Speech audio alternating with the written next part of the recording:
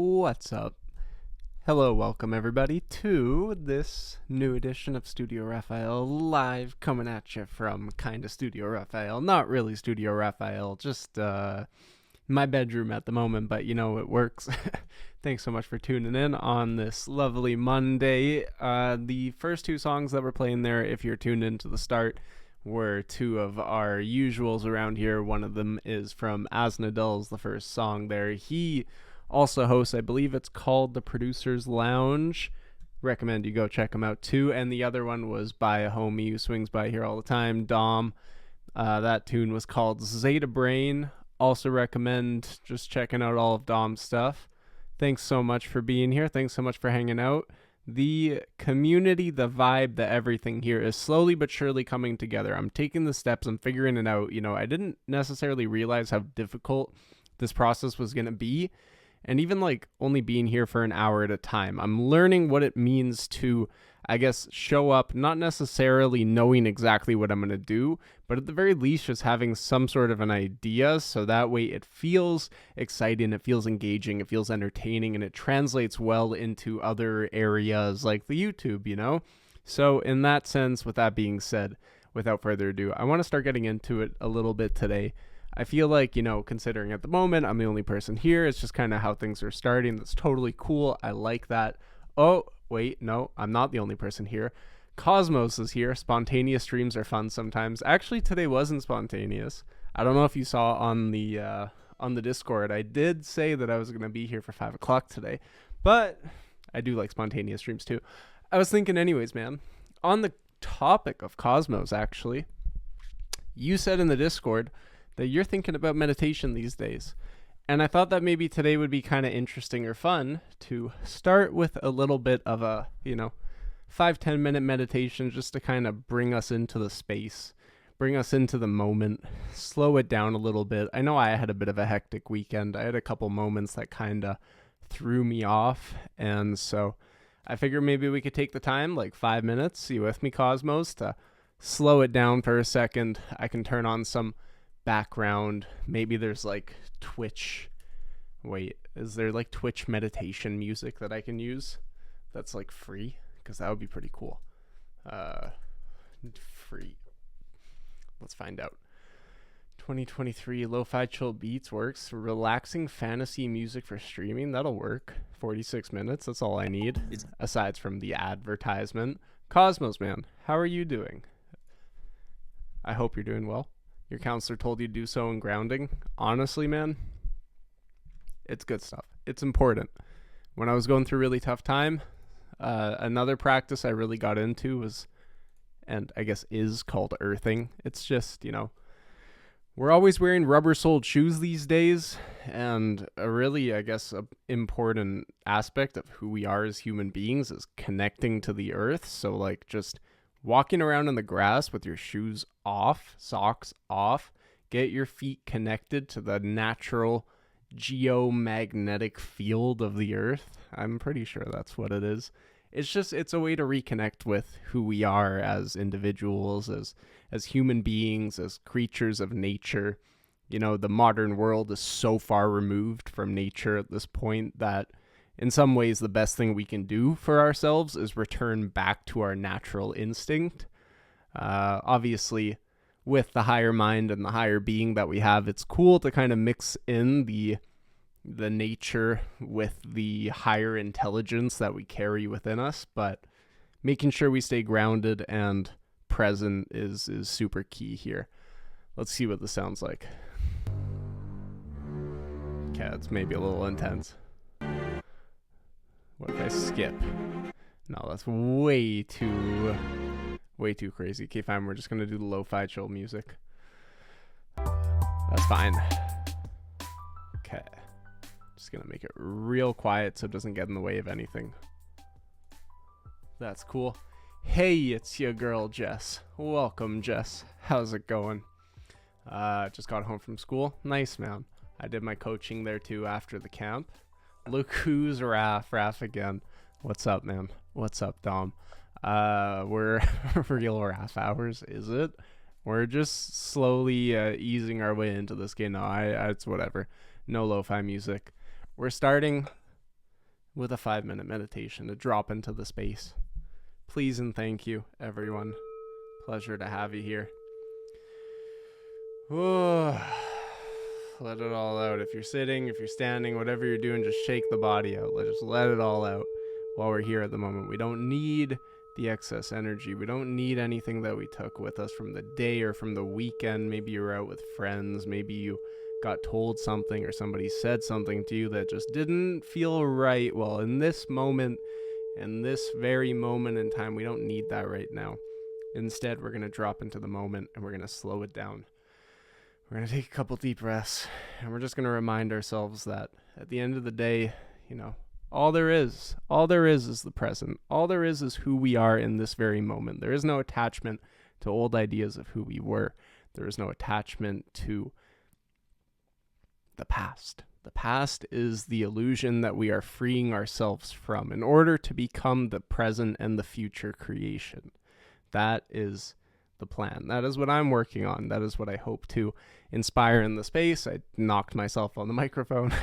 That is what I hope to step into here. It's what I hope to inspire from, for myself and for everybody who comes here. Honestly, speaking with my eyes closed is really difficult. Slow down. Breath for me too. It's great to be here. It's great to be with kind, positive, creative, passionate individuals who share a love of music with me. It's great to slow down, to go live for a little bit, to simply hang out, get present, and just release everything out of this moment. It's only an hour in the day. And if we can take this hour to come back to the present, so that way when we leave this hour, we feel just a little bit better, just a little more inspired, just a little more passionate and ready to take on what life has to offer us. All on our own unique paths, all taking on our own individual circumstances, but ready to work through, power through, but gracefully take on everything that life has to offer us. So thank you so much for everybody. Thank you so much to everybody for being here. And so what's happening? That's it for that. Gratitude is the attitude, as they say. I do agree, man. I really do agree. For me, it's really been this process of slowing my life down.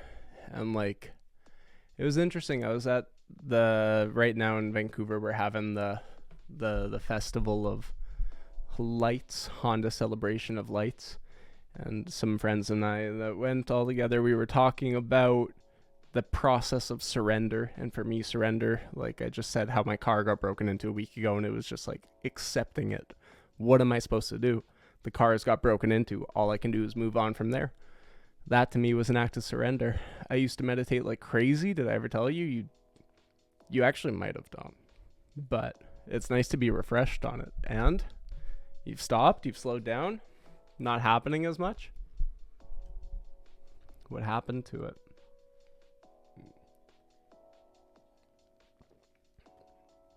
For me, it's really been a process of turning anything and everything into an act of meditation. The more I'm just dropping into my body in the moment, slowing down wherever I'm at, and just turning the moment into an opportunity to experience the present, I find that's just, it's another way to experience meditation. Tried to get back into it, but haven't been hardcore for 4 years. Used to do 3 hours of formal practice a day and informal most of the day. Honestly, I don't know. I think a rigid or more structured meditation routine and practice, I think, is really positive and really healthy for a lot of people who are, in the world today, who are just so taken over by an idea of life and the self that forcing themselves to disconnect from that is powerful and important. But I think once you've started to reconnect with that inner self and you have a better idea of who you are, what you're doing, maybe why you're here, at that point, I feel like the intensity of the meditation practice can kind of be like eased off, snowballed and got really crazy, kind of intimidating to get back to that level. I mean, I would just take that as a hint, man, honestly. Like, I don't think you need to go back to that level, personally. Obviously, it's like meditation and spirituality and all that are very personal journeys. But at the same time, as I was just saying, I guess it's like, man, just do what works for you. Do what makes you happy. And even 10 to 15 minutes just to like disconnect yourself from the world. Just to reconnect within. Like I basically see meditation as my time anytime. As soon as my phone is off, as soon as I'm away from my computer, as soon as I'm just like in silence, it's just my time to reconnect back with the absolute. How do you meditate normally? Like you just did, almost like a prayer? Yeah, in a way. Sometimes it's like just laying down, laying in bed and closing my eyes and kind of bringing my thoughts in, reconnecting with, or even like just listening to the thoughts, asking myself, where are these thoughts coming from? Are they serving me?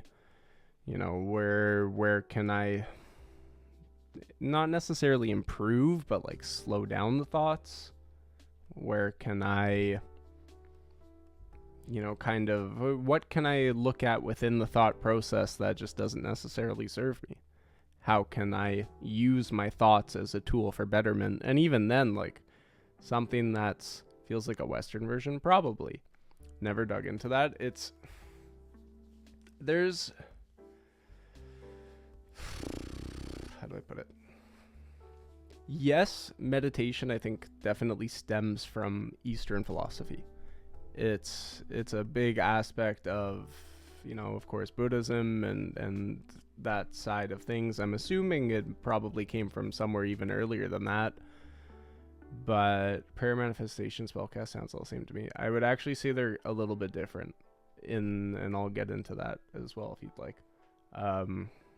But I think the only thing that maybe westernizes meditation is that the Western world comes with a little more objective and purpose in life. Like the Western world is very materially driven, whereas the Eastern philosophy tends to be very spiritual and disconnected from the physical. Everything needs to come in balance, though.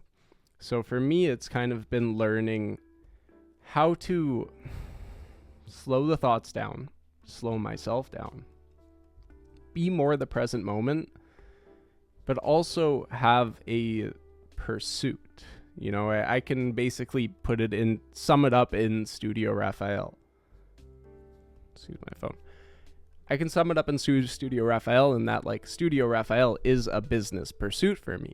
It is a way of making money and living in the physical reality, but it's not materially driven. I'm not doing it for material pursuit. I'm not doing it for money. I'm doing it for the spiritual purpose of connecting with others. So I think in some ways Buddhism goes so far into the meditative aspect that it's like these guys are meditating 8 hours a day and totally isolate themselves from the world. But is, you know, in the context of service, does that really serve anyone other than their own isolated self-purpose? Whereas in the Western world, when you're totally spiritually cut off and you spend your whole life just chasing money and sex, anything else that people are going after these days, in that there is no spiritual recognition.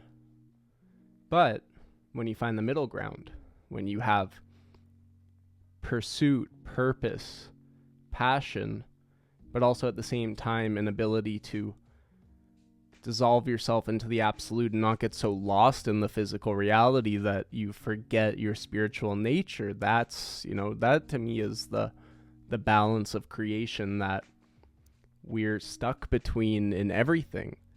You know, duality is the nature of existence, in that there's life and death, there's summer and spring, and then there's winter and fall. There's north and south and positive and negative and everything. But when we are able to find the non-dual aspect of that, be in the middle of it and not be controlled by one or the other, left wing, right wing, politics, the way everybody kind of tries to divide. The whole world is divided, but the truth is always somewhere in the middle. I think about Western as awareness of thought content as opposed to something like mindfulness. Interesting. Yeah, there's a famous teacher that spent half his life on retreat, not talking. I can say from their perspective, they're bettering themselves, which is a gift to others, sometimes specifically for that reason, to benefit others. Wait, I need to read through. I think about Western as awareness of thought content as opposed to something like mindfulness. But is mindfulness and awareness of thought content not the same thing? In that mindfulness is just being mindful of the thoughts. Oops. Sorry. I kicked my cable. Everything will come back in a second. I promise. Wait. There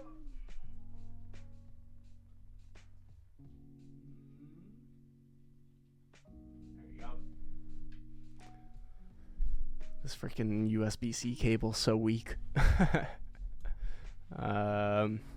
Yeah, I don't know, Dom. What would you say to awareness versus mindfulness? Like, it absolutely is the greatest gift. Like, even personal lesson here. As somebody who's kind of been a martyr for a lot of his life and has wanted to, save others and save the world, I've recognized that the only change I can create is within myself.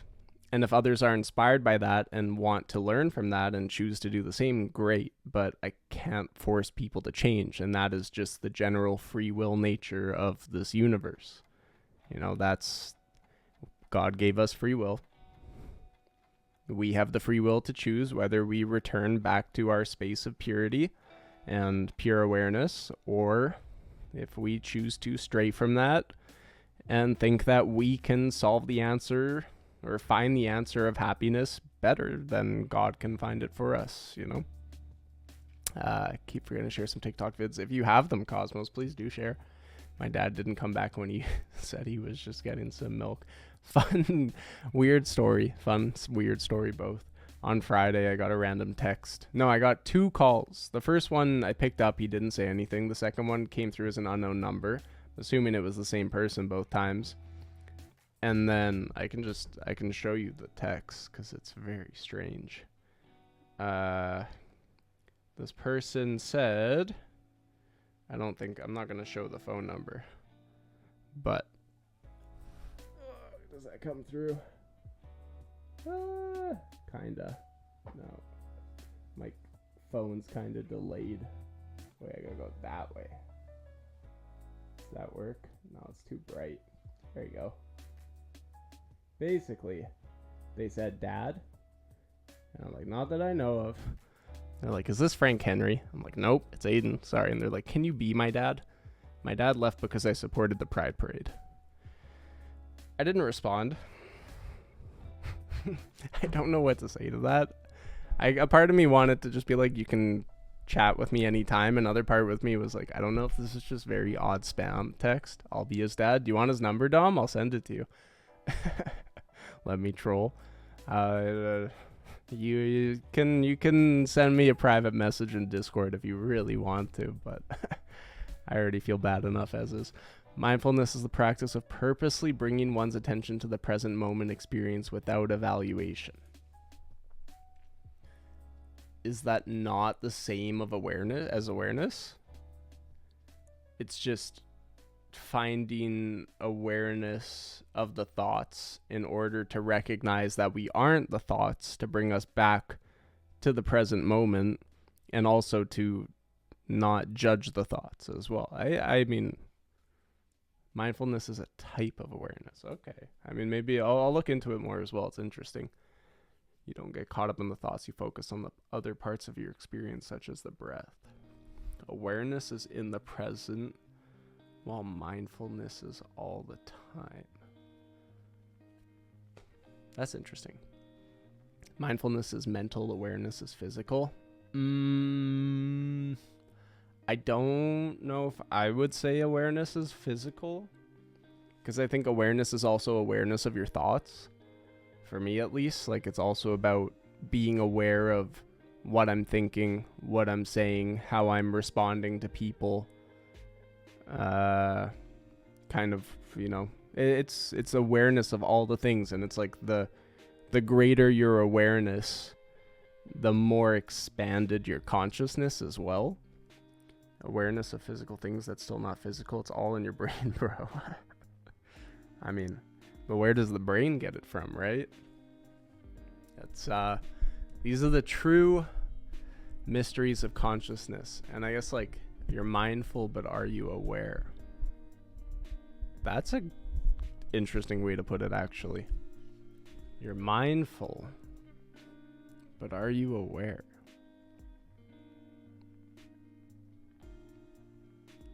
You can be mindful of the thought. I mean, I think they kind of...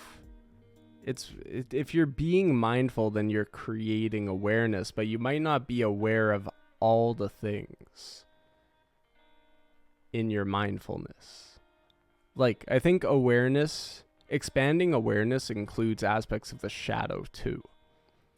And sometimes, even in mindfulness, we aren't aware of the negative aspects, or the things that are harming us in our thought process. So I think awareness is the gradual expansion of the consciousness and of the thoughts, and mindfulness is just generally paying attention to it in the first place. I've always wanted to do cognitive psychology, to be honest. I was taking a course on learning about teaching kids. Interesting to me how Sigmund Freud is one of the most studied psychologists of all time. Because he's also like... Wait, just let me pull up this quote. Sigmund Freud quotes. He said... It was about God. On God. He said, one thing he said was, when a man is freed of religion, he's a better chance to live a normal and wholesome life. I don't necessarily disagree with that. But there is another thing. Freud regards God as an illusion based on the infantile need for a powerful father figure, which I guess he ties to religion naturally. I don't think God and religion are always tied into one another. I think religion creates an idea of God personally and then tries to control people with that sort of idea that they've created. But I just find it very interesting how modern psychology, the point here, how modern psychology bases a lot of its large understanding on somebody who was very, I don't know, polarized in his beliefs. Like, I think for me, it's a lot of my understanding and I think spiritual growth in the last 2 years has come from, y'all know him as Jesus. I think there's a lot to learn from him, man. Even Buddhism as well. Absolutely. You could use the word awareness to just mean you are having an experience. You are conscious. There is something that is aware. Or you could use the word like awareness of self, something on a gradient scale, knowledge. I need to read that again. You could use the word awareness to just mean you are having an experience. You're conscious. There's something that is aware. Right. Or you could use the word like awareness of self, something on a gradient scale of knowledge. Right. That's interesting. In Buddhism, the first one is what they refer to. It's a big topic. It's a big topic that I find very interesting. I think we've covered a lot of it, though. Should we get into some music before things get too deeply philosophical and we lose ourselves? But yeah, thanks for sharing all that knowledge and info. It's I guess I'll share as well, just to kind of wrap it up in the bundle of my experiences. That for me, the more I expand my general awareness in how I react to things, I think maybe that's another thing, is like there's different kinds of awareness. Reactionary awareness is one thing, situational awareness is another. You can be aware of different aspects of your being. I think for me, like, becoming aware of my reactions towards people has been huge for my own growth. I love going deep on it. I mean, we can keep going if you want to. I'm happy to as well. Got a friend I'm teaching at the moment. That's cool. Taught like 10 people in the past. I don't doubt it. Maybe we'll have you on here for a conversation sometime. You and I can chat about some spiritual stuff and talk about awareness and consciousness and whatever else. I mean, like, that is for me an element of Studio Raphael as well. It's like I love teaching music, but I like to intertwine elements of sort of awareness and manifestation and consciousness and anything into the teaching, because I think they all kind of correlate with one another. I was more into the technicals of meditation. I'm self-taught though. Yeah, fair enough.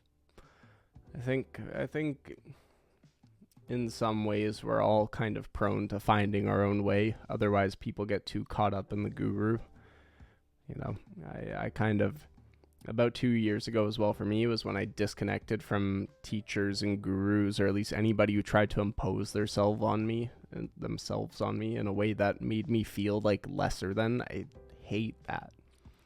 As like, I think that's potentially one of the most important aspects of teaching for me, is making sure I never make people feel like they are lesser than me. I don't want people to ever feel like they are beneath me as a student. Like, just the fact that you're willing to learn, and also there's just so much that I have to learn from people as well. Why is music a universal language? Because it's all energy. That's my answer, at least. And that, like, music and vibration are the foundation of what create reality. And even in language, we can see how language is influenced by music, and how culture is influenced by music, in the way that, like, you know, you're around people, it's like, oh, I don't like the vibe of that place. Vibration. Oh, that was a very harmonious retreat. Harmony. You know, I don't know. You don't really hear people say dissonant much. But just like harmony, vibration, other words, chords. I had a shit teacher when I went on retreat. Left towards the end because he made me uncomfortable. I was at a good level, but he was like, you learned off the internet, you basically know nothing. Wow. When his school is the most narrow, closed-minded shit. I won't repeat the school. But yeah, that's no. That's too much for me. We have so much access to information nowadays. Sounds like some generational problem. Probably. Could just be an absolute ego problem as well. Superiority complex, exactly. Too many people in the spiritual world and in the meditation world that, you know, I think the whole structure of meditation is based around releasing any element of ego that has us feeling better than one another. But then people will get so caught up in how they can meditate for longer than another person. And it's like, well, doesn't that just totally defeat the purpose of meditating? There's so many masters on the internet. You can go all the way with them. Define master. Like, good master? Because I think, like, I don't know. For me, the best masters are the ones who are, they don't seek that sort of rapport. They're not trying to. They've mastered meditation. You've potentially gone further than I have, Dom. Quite probably and possibly. Probably. I don't know. But I don't really know if there's a way to master meditation. The closest to mastering meditation that I would think. Do you know anything about Kriya Yoga? Curious. It's basically like, you don't call them masters, just what I call them. Fair enough. Because they are. Yeah. All right. Fair enough. I can respect the that angle towards them. I'm happy to call them masters. True. Wait 1 sec here. Screen share. It was Kriya Yoga. This here. I learned about it first from Yogananda. Paramahansa Yogananda. But there's like the sort of the unfolding of it. Divine experience and qualities in your life. It's supposed to be like the final experience of meditation yoga. It's just like sadhana or something. There's a word for it, but it's basically like the process of it is meditation, where you basically become so dissolved in the conscious mind that you lose any attachment to the physical, to the body, to life, to anything. Like you're just totally dissolved and in just absolute sheer bliss, harmony. They say like some of them, they just like stop breathing during this time. It's just like a total disconnect from the body, and you're just like gone. And that I can definitely see as being like the mastery of meditation, when you are just absolutely dissolved. I think that in my mind, if you are an arhat, you have mastered meditation. I haven't heard of that before. Arhat. Perfected person, one who has gained insight into the true nature of existence and has achieved nirvana, spiritual enlightenment. Interesting. Yourself in bonds of desire will not be reborn. Yeah, I think that like at a baseline level makes sense. Coesmos, absurd question. How does the weather affect our mood? I guess it's different per person. For me, like today's a really rainy day. And on a day like today, I just kind of want to stay in and snooze and hang out and, you know, relax, slow down. But on a sunny day, I think, you know, we are creatures of the sun.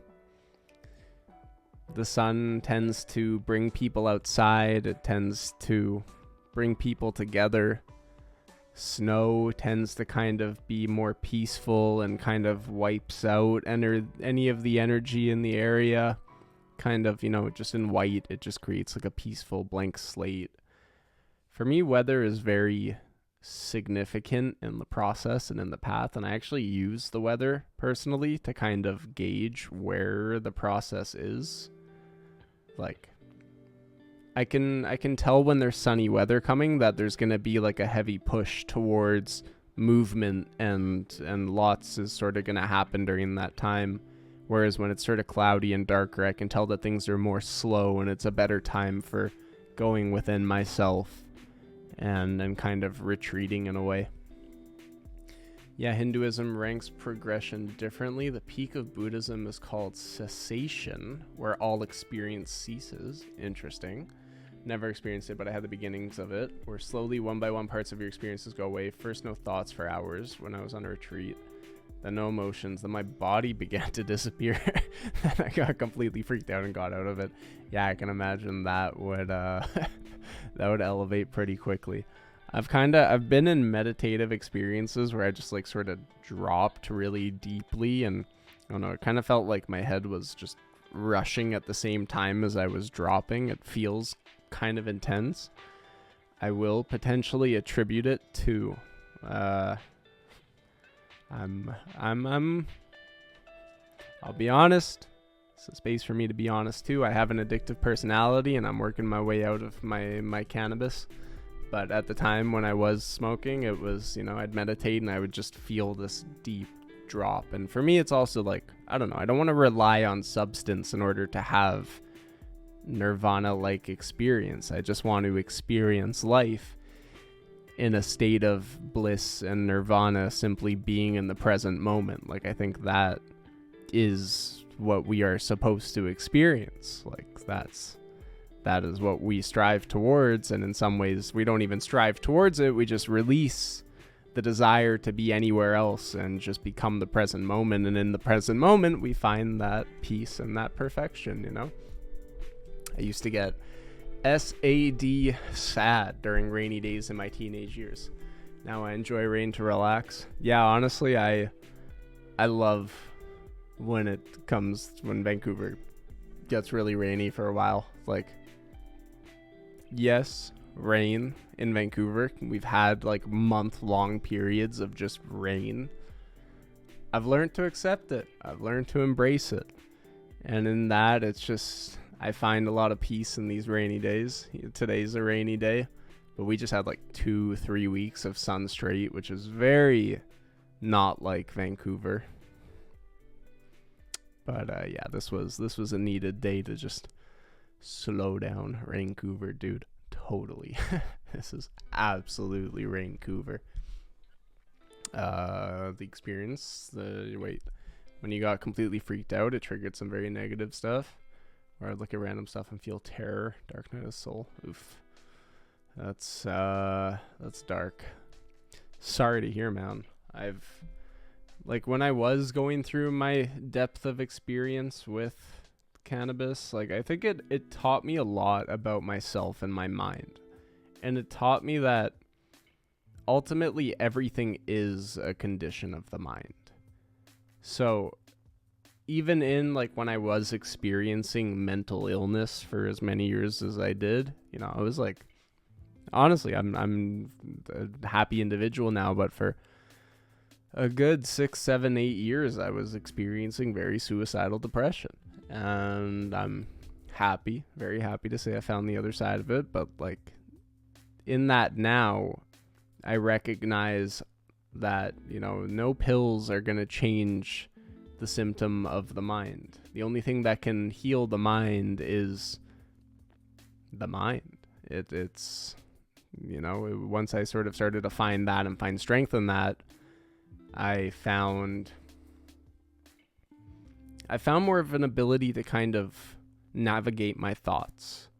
And it's I'm less scared of going to the darker spaces in my mind, because it's it's all the mind, and there's nothing separating the mind from the mind. So if you acknowledge that the whole experience is the mind, then all we're doing is purifying that experience. It's a lot of sort of speaking on mind, but I think it makes sense. But absolutely, nirvana only exists in the present moment. That is without a doubt. You can only experience the absolute bliss of creation in the very present moment, and that that to me is the goal. Being here, being present, sharing these moments, sharing these experiences is what I aspire towards as an individual. I don't know, even then it's I'm trying to release the desire. I think holding on to the desire is what kept me so frustrated and stuck at times, and instead, by just releasing that, slowing down, embracing where I'm at, I got a bed to sleep in, and I got loving parents, and I got a beautiful loving girlfriend and 2 very cute puppies, and and a great business in which I get to meet and speak with really cool individuals. And it's like, I think just in finding gratitude in what we have, it creates that space of expansion, and it allows you just to drop into the present and appreciate it, and sort of be the vessel that experiences the growth, and becomes sort of that love in motion. L'motion. It's like your regular experience, but the center drops out and you don't feel separate from your experiences / the world. It's like your regular experience, but the center drops out and you don't feel separate from your experiences / the world. Man, I need more sleep. It's like your regular experience, but the center drops out and you don't feel separate from your experiences / the world.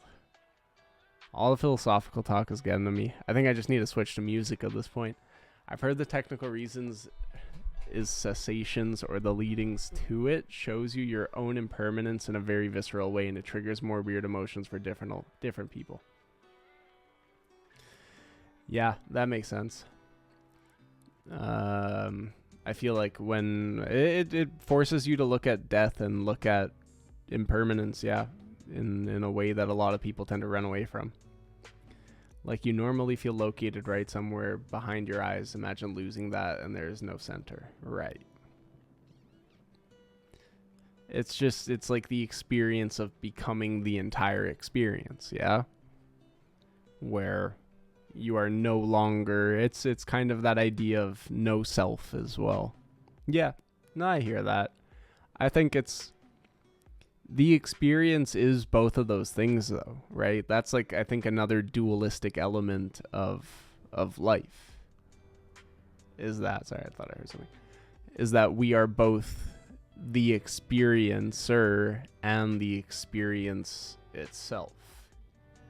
That's where kind of like the dissolution comes in meditation, is like, yes, we are the being that is experiencing, but we are also the awareness of the experience behind it.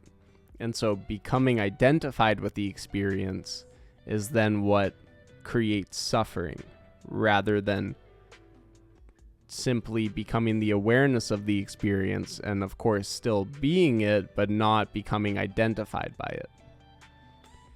Dualism in this context means subject and object. So the subject is behind your eyes, but then that collapses and there's just the experience.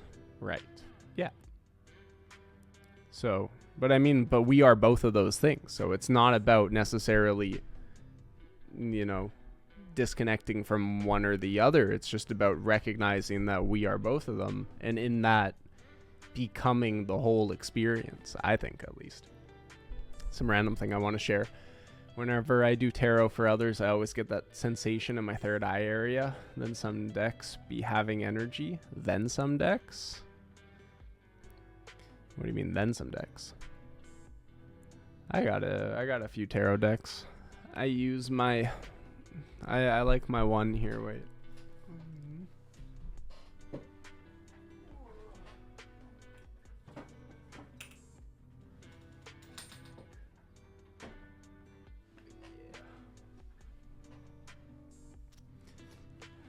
I like this one because it's got Raphael in it as one of the cards, and so I kind of use it as my own personal deck.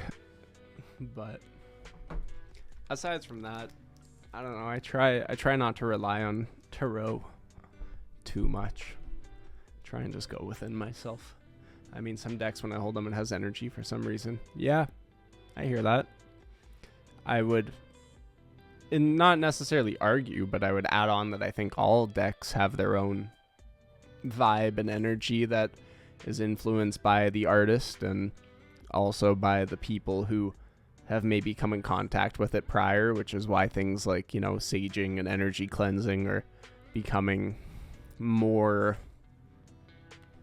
I don't know, not necessarily mainstream, but popularized. Yeah, I definitely can see that. It is an illusion created by thought. Third eye is one of the things that never went away from me after I stopped. Still feel it every day. I'm learning more. I think still. It's kind of like, for me, recognizing the third eye is like, it's not really an experience of going cross-eyed, but it's the feeling of like dissociating from reality and kind of like dissolving into that space of mind. Does that resonate?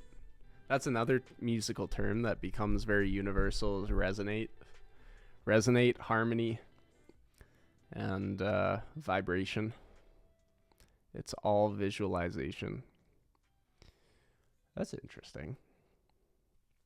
Visualization is definitely a freaking huge part of it. Everything in creation is, we're downloading the blueprint, and then we are grounding it into reality. I have this book. I think it's in one of my... Is it in my drawer? It might be. I think it's up top over there. One sec. I'll just look it up here. It's called Creating with Intent, I think. 7 Chakras.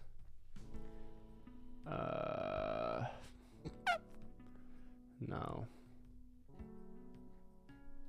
It's an interesting book that basically talks about, if I find it, I'll maybe post it in the Discord.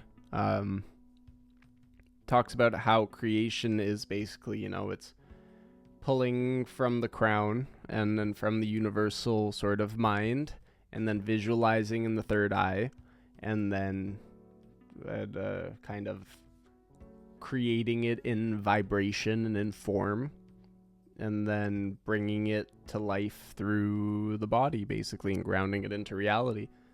And I've really resonated with that. It's interesting how, for me, the 7 chakras are very interesting and powerful. And if you're interested as well, to anybody who's found this conversation interesting, I do have a pamphlet. At the moment, it's on my other website. .home. I'm redoing my website at the moment, but I have this here chakra pamphlet that's got a whole bunch I talk about every single chakra, and if it's something you're interested in, I highly recommend it because I think it's a cool tool.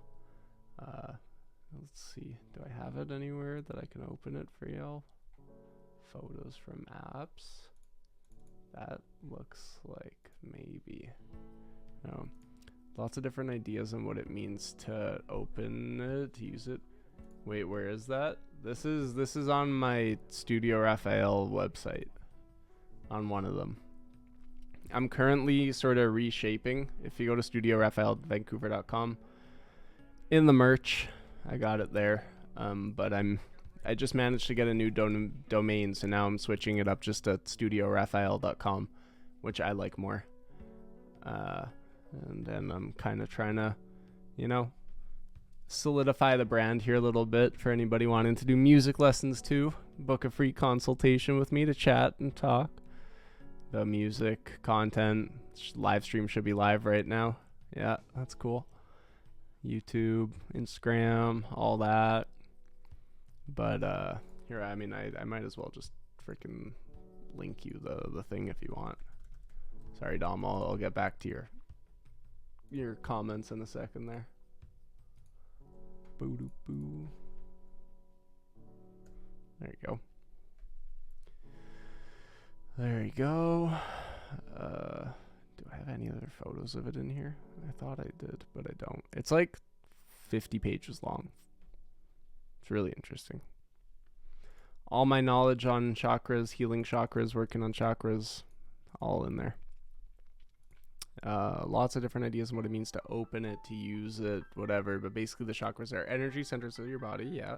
If you progress in meditation, you can feel them, clusters of sensation, felt energy, which can get quite strong and very defined in terms of its borders. I never did any visualizing, just did meditation to feel the energy more strongly. I've definitely...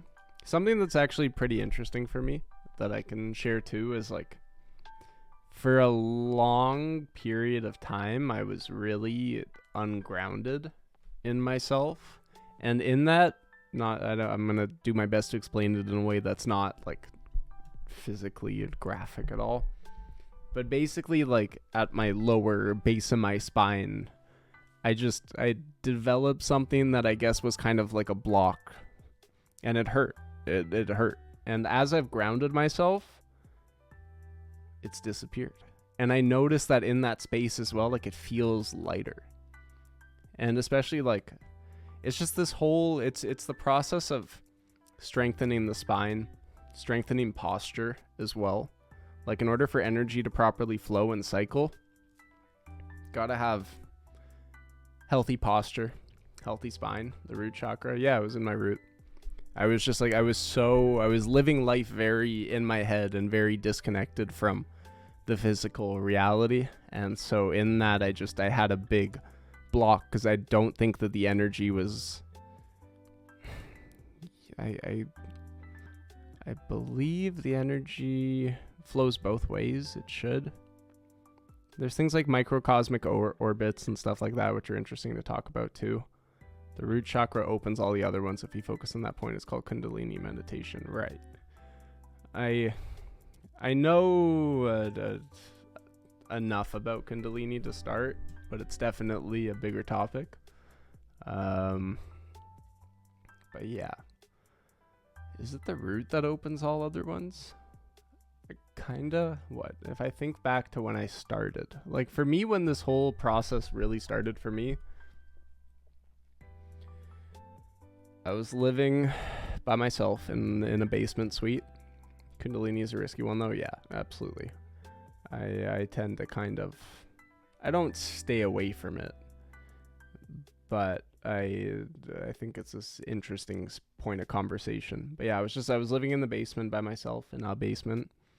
I kind of saw it as like living inside of the bottom of the pyramid, and I was just like by myself in my own life and my own thoughts. And for me, it was an awakening that sort of started more from, I think from like the third eye and the crown. But then I spent a lot of time like living in an idea of reality and struggled to ground it in. And then I guess when I grounded in the idea that I had, that's when the creativity started to flow more. That's when the confidence started to come through. That's when I felt more loving and open. That's when I felt more comfortable expressing myself. And then kind of the third eye and the crown are just kind of there in the process. Like I feel like in some ways, maybe the third eye isn't necessarily always open, but you're always kind of connected to, no, some people are disconnected. Yeah, I don't know. It's interesting. It's a really interesting conversation. Lots of stories, yeah. A spiritual energy or life force located at the base of the spine, conceptualized as a coiled up serpent. Practice of Kundalini yoga is supposed to arouse the sleeping Kundalini Shakti from its coiled base through the 6 chakras and penetrate the 7th chakra or crown. Mine open like eye, heart, crown, throat. Interesting. Say open, I mean I couldn't feel it, then I could feel it strongly on my body. I don't know if I've ever really felt it to that degree, personally. But I've definitely gone through the experience of strengthening them. Like definitely feeling, or like just the general process of like becoming more confident, becoming more open and loving, becoming more grounded in reality, becoming more creative and open, less guilt and shame and bodily expression. Like as I sort of work through that, I notice the change, but I don't really say I feel it. You meditate on the root chakra and the energy travels up and opens all the others. I sent a song, by the way. Yeah, I gotcha. Oh, we'll check it out before anything wraps up here.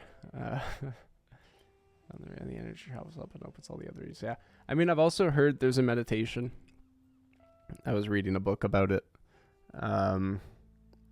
It's basically like it's focus on the microcosmic orbit where you meditate, and basically like when the tongue touches the roof of the mouth, then you're circulating the energy through, and it's about like basically starting, I think, from crown or from the root, one or the other, and you work your way up through the back, because it's right, the energy comes through the back and then goes, you know, back to front, flows outwards, and then same with sort of top, bottom, I feel. You look into it, but you're basically just working your way up and then all the way over and around, and just feeling where there's blocks in your energy field. And that's another interesting one too. What does Kundalini mean again? That's what Dom said up there. A spiritual energy or life force located at the base of the spine.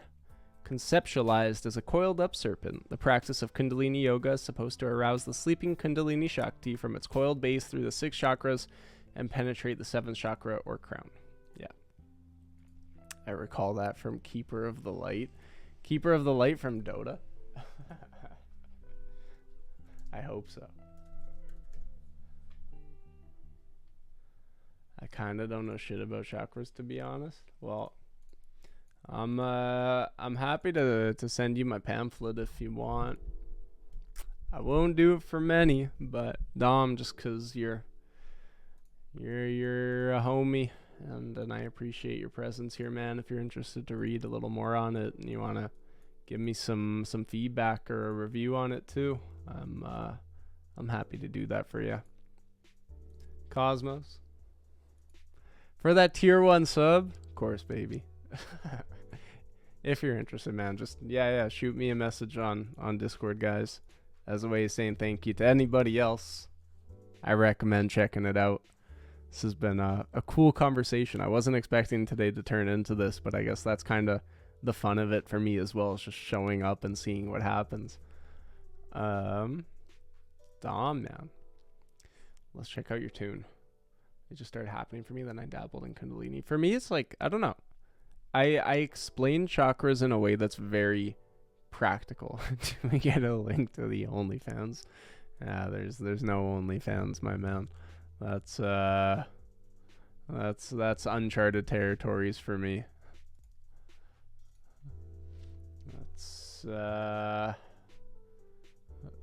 Let's just say I'm gonna regret saying this, but I promise it's a joke. Let's just say you don't gotta pay to see my nudes. Yeah, no, I'm never repeating that again. Okay, Dom, your song. There's no naked photos of me online. Don't you freaking dare. Not getting into that. Whoa. Nobody look at my text messages. Keeper of the Light. Googling frantically.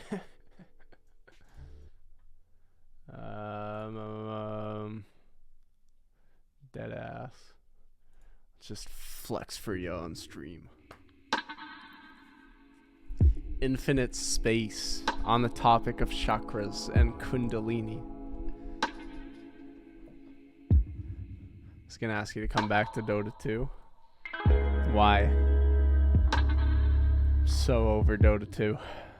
Dude, I played Dota for like 17 years. I started playing Dota when I was 7.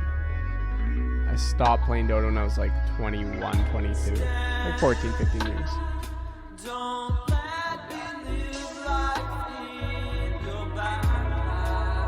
Too much.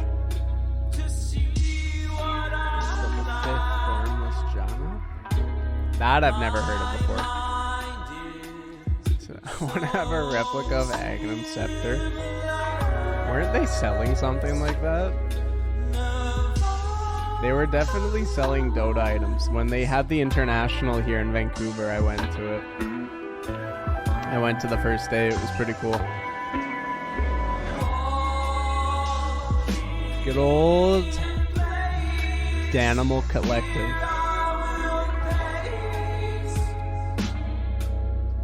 How does someone reach a state of trance? Good question. Deep meditation as well. Listen to trance music. I like that answer. Just leave their physical bodies.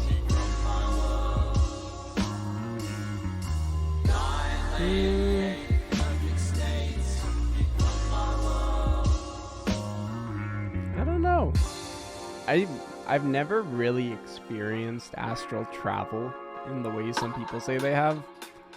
I don't really understand the concept of like leaving the body other than in death. So in that I have no idea. It's called an out-of-body experience. Yeah.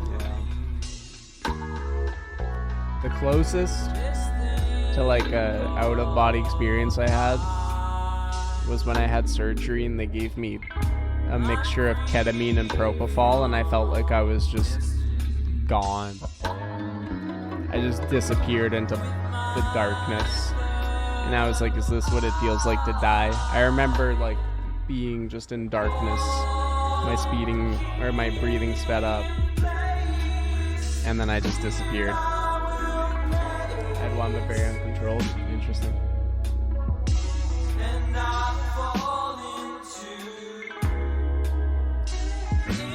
Go on. I actually had, when I was a kid, whenever I would be having like a nightmare, I had an awareness as a kid in my dreams that I was dreaming. So I had this sort of technique in my dreams as I was sleeping that I would count down from 3. And then, yeah, I would wake up. I'd close my eyes in my dream, go 3, 2, 1, open my eyes, and I was awake. Except for one time where it didn't work. But I woke up in the dream of my bedroom. And then I ran to my parents' bedroom, and then I woke up again, and I was very confused.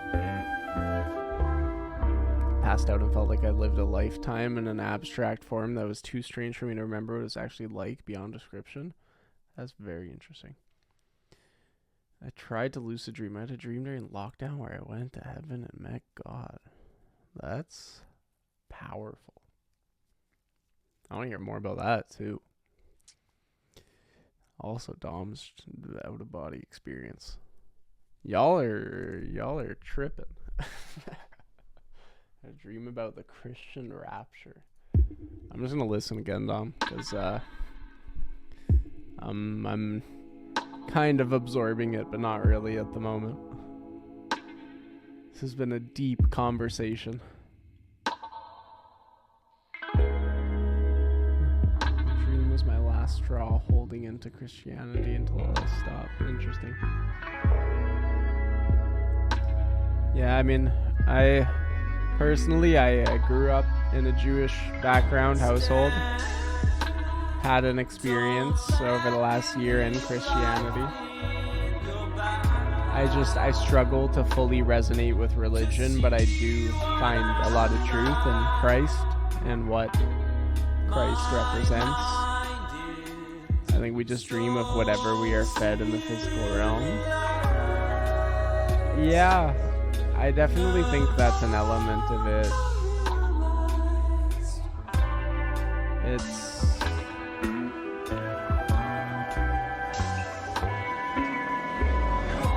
an interesting conversation to have, because the more I think about my dreams, the more I realize that a lot of what I dream about is based on what my ego has experienced.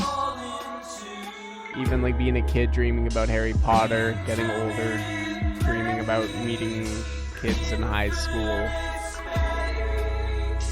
Yeah. I think I would rather believe that Christ is a metaphor since all spirituality too. Well, like, it is Jesus the Christ. That to me is the big thing about it.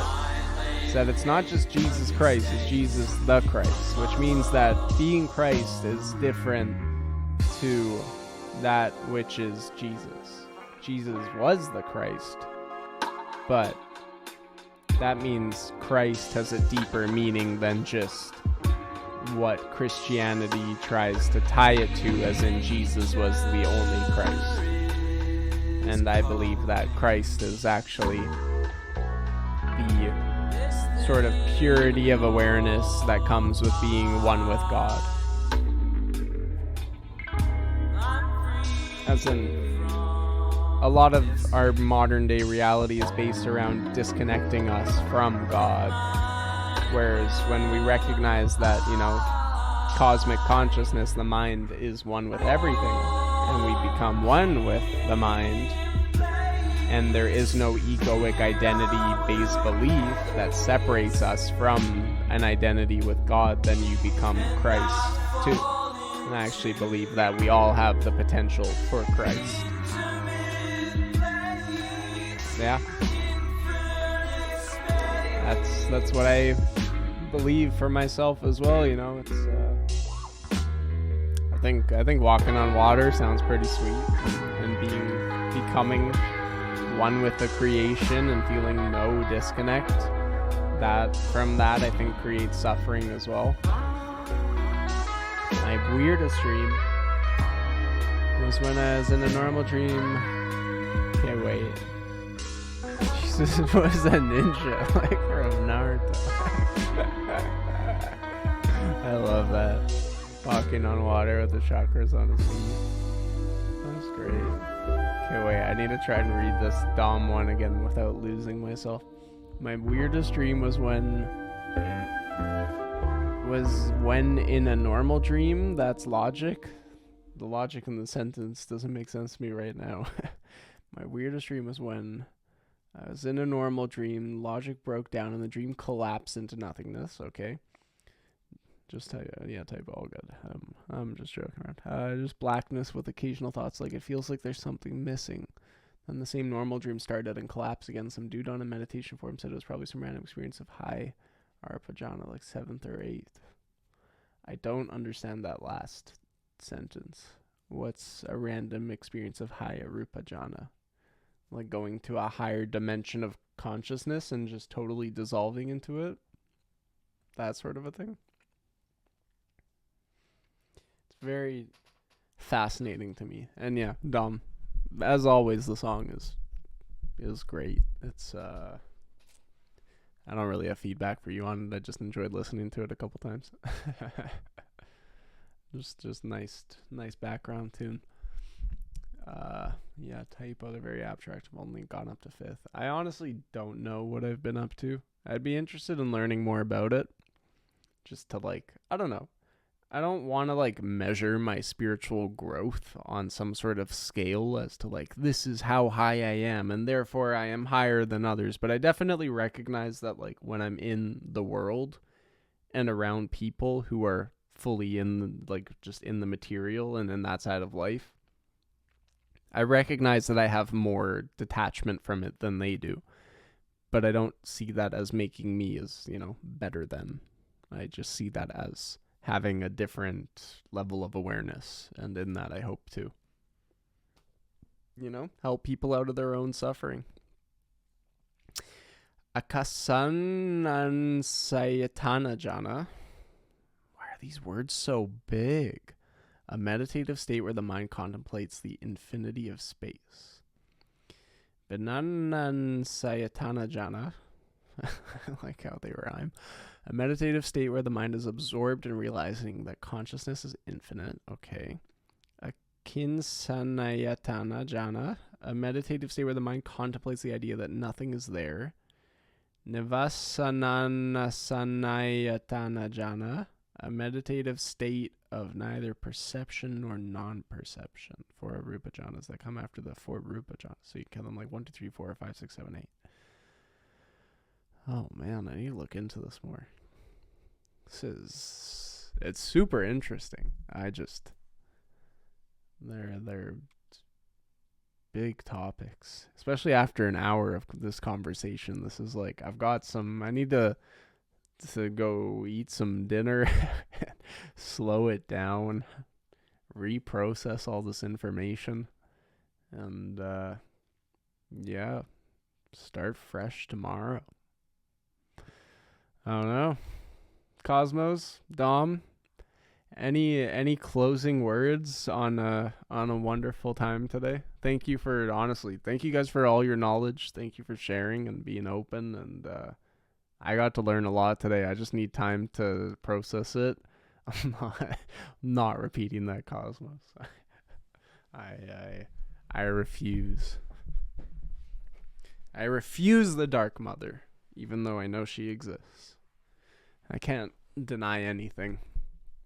It's all a part of the experience, and we're simply becoming it. Guys, thank you so much. This is Studio Raphael. This is we're not just talking about music here, but we're talking about life and spirituality and consciousness and chakras and all this stuff.